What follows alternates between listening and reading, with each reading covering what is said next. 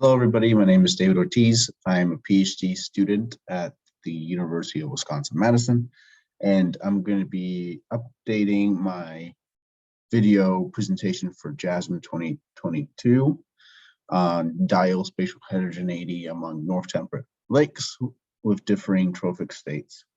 With that being said, I want to talk about how important spatial heterogeneity is in ecosystems.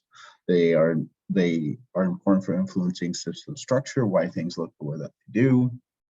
They're important for how organisms interact with the environment, and they can be an indicator of large impending change. A lot of work has been done on spatial heterogeneity in the terrestrial world, mainly because those systems operate on slower timescales than lakes, and these changes happen on coarser spatial scales also. But there are some new insights in spatial heterogeneity in freshwater systems, and I have some listed there below that have really inspired some of this work. And when we think about spatial heterogeneity, or at least when I do, I generally think of a remote sensing image.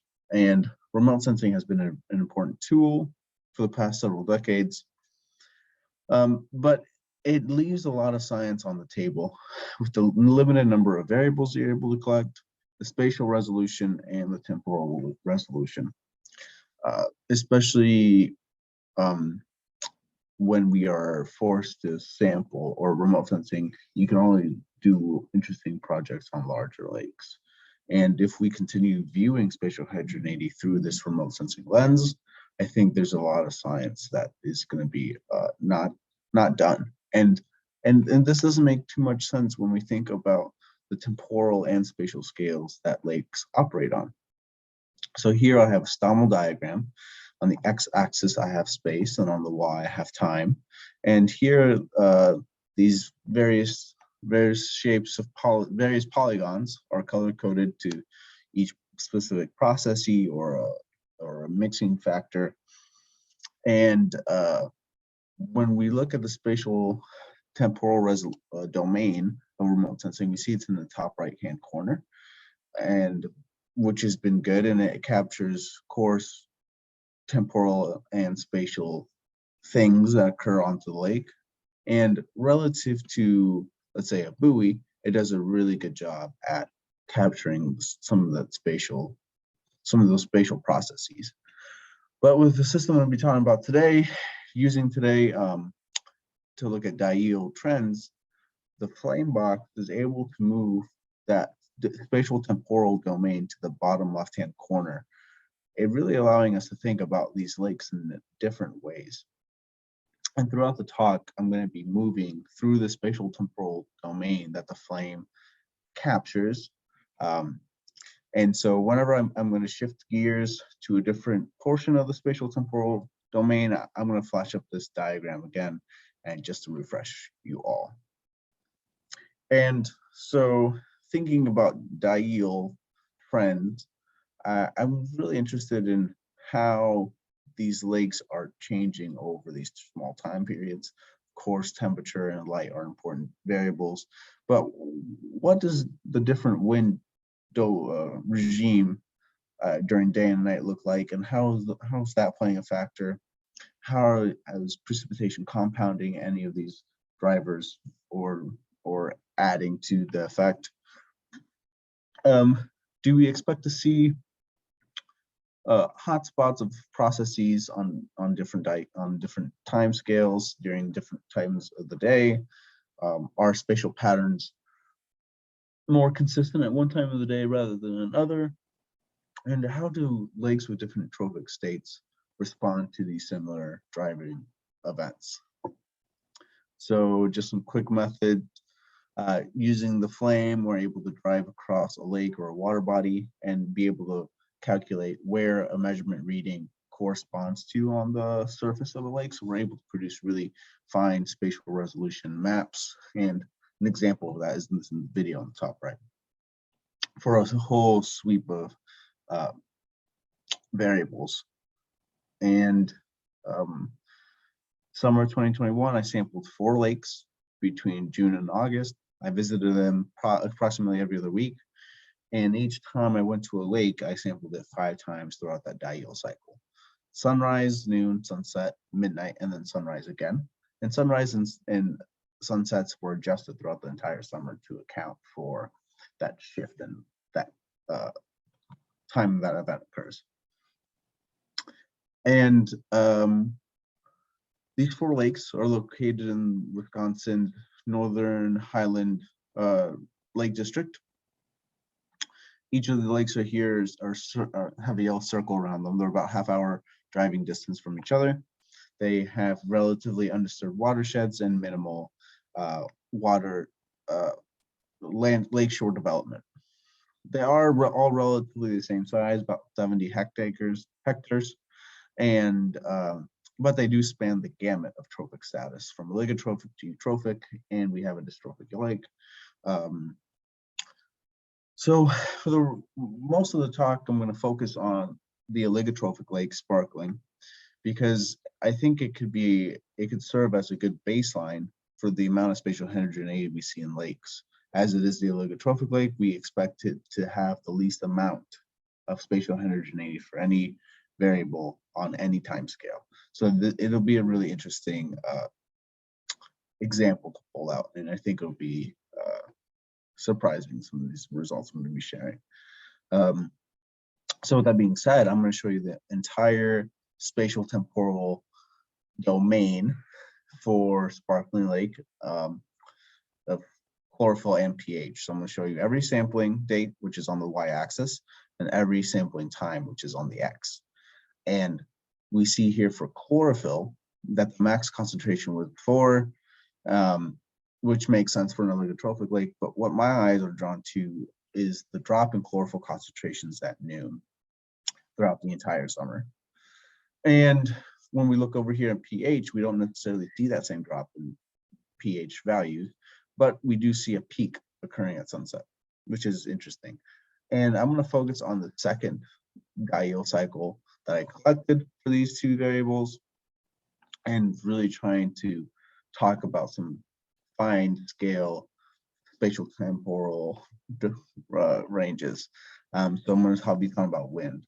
And so you can see here that during the day that I went out and sampled sparkling lake, we had a stronger southwesterly wind during the day compared to the almost westerly wind at night. And one could predict that chlorophyll concentrations be more or have higher concentrations of the northern portion of the lake, as the wind is pushing up those variables or those algae cells up to that northern portion of the lake. And you can predict something similar for the nighttime winds, where a lot of variables are going to be have higher concentrations on that east side of the lake. But when we look at this, that's not necessarily what we found. We see that chlorophyll concentrations are actually higher in the southern portion of the lake relative to the northern portion, which is not what we expected. But pH follows that trend during the day.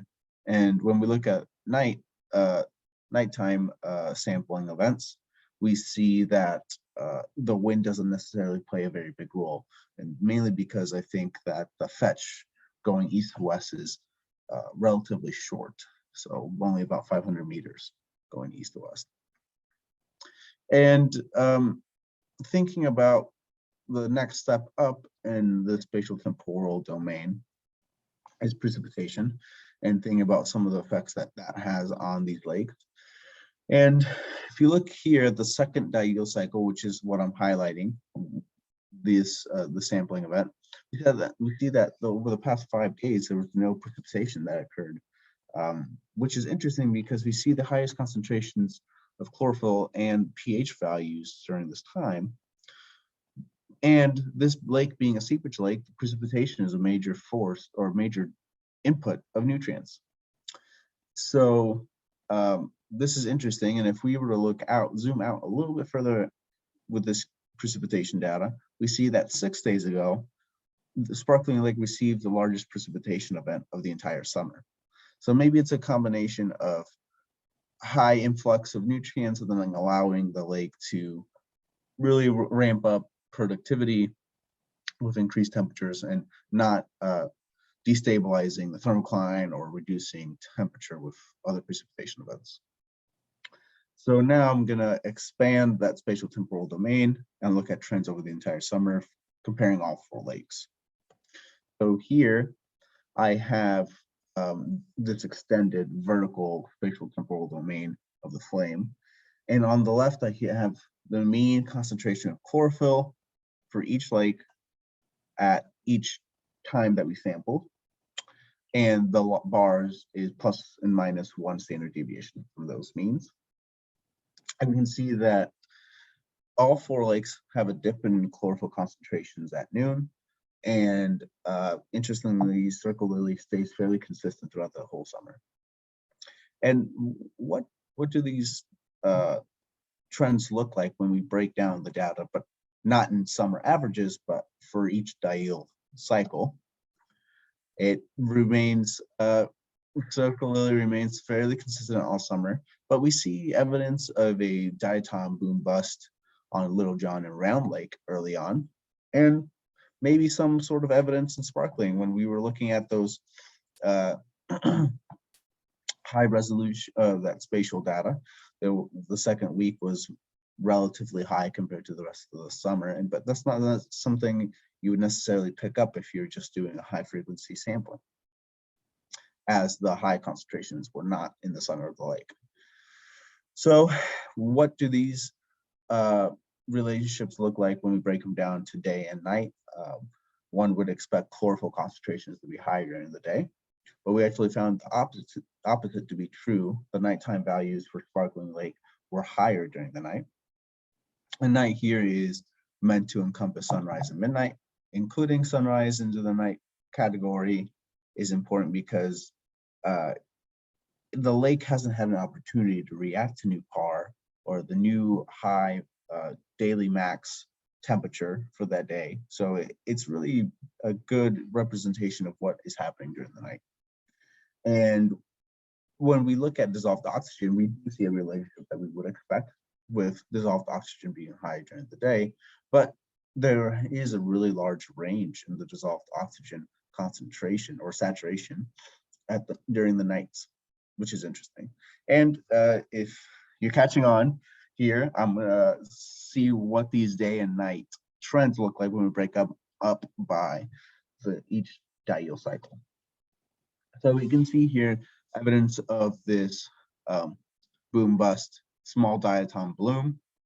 While these concentrations aren't necessarily high or concerning, it is important to note that during the day and night, there are relatively large ranges in chlorophyll-a concentrations, especially during the nighttime.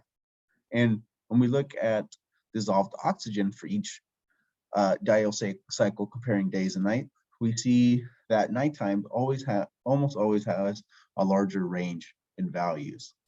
And we see just a general decline in dissolved oxygen concentration throughout the whole summer, which is something that we would expect. But the range in dissolved oxygen throughout the entire summer is interesting, especially that second sampling event where there was highest concentration of chlorophyll in the lake. So with this, I'm going to pivot to some takeaways, some conclusions. We are biasing how we think about these lake systems by only sampling during the daytime or in the summer. We really need to be getting rid of that paradigm and sampling lakes around the clock and around the calendar. And second point here I want to make is that a single point isn't necessarily representative of the entire system.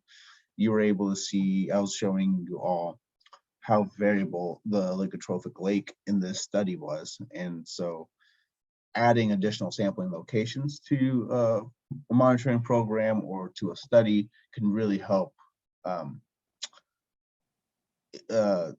capture that variability in the lake, and you have at least a better idea of what's actually going on. And if that's too much of a burden to the program or to the project, reporting lat longs and taking note of the time of day can really help provide some context to why the concentrations or values are what they are. And there's a lot going on on these lakes on all their axes, C's, X, Y, and Z, and across all these different time scales. And so we really need to just be out there and thinking about collecting these data. And so this is a preliminary results talk. So some future directions I want to go into is creating a mixed effect model, quantifying the gradients in these values within each lake, doing a rarefaction analysis to try and get at how many points do we actually need to be sampling on the lake, and getting some estimates for metabolism and how those change throughout the summer and throughout the day. So with that being said, I want to thank funding sources. The station I was out of, Trout Lake Station, was amazing resources, collaborators on this project, and lab mates that helped refine this talk. Feel free to shoot me an email if you have any questions, reach out on Twitter. If you want to see some cool flaming videos, head over to my YouTube channel, which is the same handle as my Twitter account. And with that, thank you for listening.